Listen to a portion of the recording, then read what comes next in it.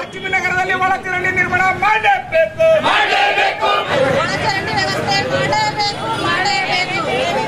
20 ವರ್ಷ ಆಯ್ತು, ಯಾರು ಬಂದು ಕೇಳೋರಿಲ್ಲ ಹೇಳೋರಿಲ್ಲ.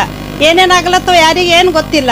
ನಳ ಇಲ್ಲ, ಡ್ರೈನೇಜ್ ಇಲ್ಲ, ಮತ್ತು ಏನು ರೋಡ್ ಇಲ್ಲ, ಎಲ್ಲ ಒಡೆದು ಇದು ಎಲ್ಲ ಇದಾಗಿ ಹೋಗಿದ್ದಾರೆ. ಯಾರು ಬರೋದಿಲ್ಲ ಹೇಳೋದಿಲ್ಲ. ಗಾರ್ಡನ್ ಇಲ್ಲ, ಏನಿಲ್ಲ, ಎದುರ್ದು ವ್ಯವಸ್ಥೆ ಇಲ್ಲ ನಮ್ಮ ಹತ್ರ.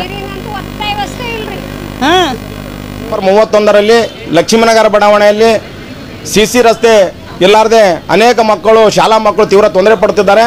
ಮತ್ತು ಒಳಚರಂಡಿ ಇಲ್ಲಾರದೆ ಅನೇಕ ಸಾಂಕ್ರಾಮಿಕ ರೋಗಗಳನ್ನು ಬಂದು ಅನೇಕ ಜನರು ಸಾವಿಗೀಡಾಗಿದ್ದಾರೆ. ಮತ್ತು ಆ ನಗರದ ಅಭಿವೃದ್ಧಿಗಾಗಿ ಮಹಾನಗರ ಪಾಲಿಕೆಯವರು ಇಲ್ಲಿವರೆಗೂ ಒಂದೇ ಒಂದು ಪೈಸೆ ಅನುದಾನವನ್ನು ಕೊಟ್ಟಿಲ್ಲ.